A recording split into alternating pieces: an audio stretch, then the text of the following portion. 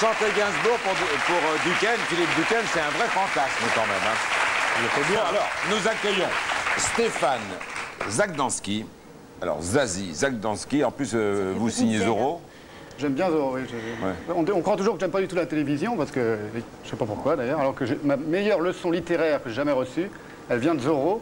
C'est l'idée qu'il faut toujours combattre en gardant le sourire aux lèvres. Regardez Zorro combattre, c'est quelque chose qui vient de mon enfance, c'est une leçon que j'ai gardée. Très zen en fait, Zorro. Zorro est zen. Ah oui, on peut pas. Vous n'êtes pas zen, vous. Je suis très zen. Enfin, vous dites qu'un roman, c'est votre premier roman. Oui. Pour un écrivain, c'est une déclaration de guerre. Ah oui, oui, on peut faire la guerre en étant zen, c'est un samouraï, c'est quelqu'un de zen qui fait la guerre. Nous vivons, c'est-à-dire c'est l'idée qui m'est venue quand j'ai décidé de faire ce roman, c'est que je me suis dit on est dans une époque qui atteint de tels sommets d'ignominie par sa vacuité, sa vanité, sa lenteur. On entend tout le temps que tout va très vite, moi je trouve que tout va de plus en plus lentement, sa bêtise, son cynisme. Qu'il faut lui répondre d'une manière qui la surprenne un petit peu, tout en la faisant sourire. Vous voyez, pour rester dans les aides, il y a plein de gens qui vous regardent en ce moment qui disent qui c'est ce zozo. Hein, voilà. Hein, ok. Je vais quand même dire tout de suite, parce que si c'est votre premier roman, Les intérêts du temps, vous avez écrit avant L'impureté de Dieu, sous-titre La lettre et le péché dans la pensée juive. Vous avez écrit Céline seule, en deux mots, pour démontrer qu'il n'est pas antisémite. Pour démontrer que c'est un prophète. C'est le dernier prophète biblique, donc comme tous les prophètes, il se coltine un petit peu avec le peuple d'Israël avant de alors que vous êtes un spécialiste de la mystique juive, vous, quand même. Hein. Entre autres. Voilà. Entre autres, oui. Vous avez encore écrit Le sexe de Proust. Voilà. Pour démontrer quoi, là? Mon idée, c'est qu'il faut toujours aller droit au but. Donc, parlant de Céline, autant traiter la question de son antisémitisme. Parlant de Proust, autant traiter la question de son rapport entre son écriture et l'homosexualité. Tout le monde tourne autour du pot, parlant de Proust. Et vous démontrez qu'il n'est pas homosexuel. Je démontre qu'il aimait bien les lesbiennes. Si les autres tournent autour du pot, il y a quand même... Oui. Il a écrit aussi très sérieusement de l'antisémitisme. Enfin, c'est pour dire que vous n'êtes pas un zozo. En revanche, je peux vous garantir que là où vous avez provoqué une vraie bagarre, moi, j'aime pas votre livre. Je dis rarement, mais j'aime pas. Au revoir. Enfin, j'ai bien raison. Non, comme je ne représente ici qu'une petite partie... Moi, je l'ai dévoré et j'ai adoré ce livre. En tout cas, les deux tiers des filles là-haut... Les deux tiers des filles là-haut, vous les avez passionnées. On ne peut pas plaire à tout le monde, on peut plaire soit aux filles qui les lisent, soit aux hommes qui les lisent. Il a raison, il n'y a rien de plus dangereux que l'unanimité, donc c'est déjà ça. Moi, je préfère plaire aux filles qu'aux garçons. Sans vouloir vous offenser. Encore que Proust. Bon. Mais qu'est-ce que vous avez voulu raconter dans ce livre? Vous vous appelez... Enfin, pardon. C'est un peu autobiographique. Un petit peu, oui. C'est écrit sous passage sur le travail, mon héroïne, qui est une femme frigide, qui est une sorte de Lolita, qui se retrouve au XXe siècle, et qui est française, jeune fille de bonne famille, et qui se shoot au RU 486, c'est un personnage très imaginaire, pour lequel j'ai beaucoup de tendresse, beaucoup de compassion. Le travelot mégalo de la fin, qui s'appelle Loulou, est parfaitement réel, il a existé, j'ai fait un reportage sur lui. Et votre frère... lui aussi, c'est un des personnages psychanalyste, psychiatre de Bordien. Psychiatre à Sainte-Anne. Il existe vraiment. Il existe vraiment, tout à fait. Oui. Et bien qu'il voit les coulisses du lien social, il comprend que le lien social est organisé comme une camisole de force. Et alors vous, Stéphane Zagdanski, vous êtes vraiment Martin Heidegger?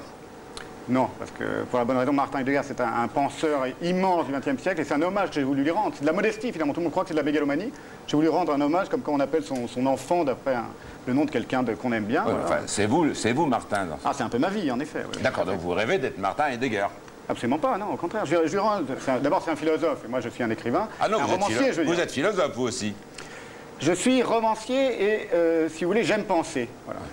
Mais c'est ça je pense que la pensée peut avoir le sourire, c'est tout. Ah oui, d'accord. Alors, il y a du sourire dedans, mais il y a aussi des passages d'un chiant. Oui, oh là là, regarde. Parlez pour vous.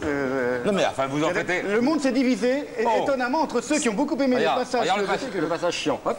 Oui, non, Stéphane, donne. Stéphane, non, mais je suis très sérieux. À un moment, vous faites une comparaison entre Démocrite et Nietzsche.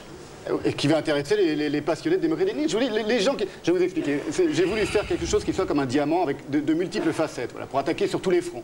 Je le dis d'emblée. Vous êtes fâché depuis que vous êtes petit ou non, je suis en pleine forme. Ah non, il n'est pas fâché d'ailleurs. Est-ce que j'ai l'air fâché? Est-ce que je vous semble fâché? Non, non, mais c'est pas du tout une critique. Moi, j'aime bien les gens. Je vous dis, mon meilleur modèle, c'est Zorro. C'est-à-dire quelqu'un qui aime se battre, qui aime polémiquer, qui trouve qu'aujourd'hui, il y a des consensus absolument morbides, absolument partout. Donc j'aime me battre, mais j'aime me Non, mais Stéphane, je suis sérieux. J'ai pas bien compris pourquoi il y avait de si longs passages sur les philosophes présocratiques. Parce que ce sont des gens merveilleux. Vous savez quel était le surnom de Démocrite? Vous avez fait du grec autrefois. Non. On l'appelait le rieur et la science. Pas loin. Et Nietzsche, c'est celui qui a qui a inventé l'idée du gai savoir. Donc vous voyez, entre Zorro, Nietzsche et Démocrite, c'est très cohérent. Même école. Non, c'est pas cohérent. Spinoza, Lagaffe, même combat. Attends, je vais le calmer 2 secondes. C'est pas cohérent. Il y a quelque chose que je ne comprends pas. C'est que d'un côté, manifestement, vous voulez nous intéresser à des penseurs qu'on a oubliés, vous voulez faire de la philosophie, et puis juste à côté, vous démolissez tout ce qui fait notre vécu d'aujourd'hui, la nouveauté, que ce soit la RU 486, Internet, les portables, les magazines dans lesquels vous faites travailler Martin Heidegger. Oui, parce que c'est la société qui...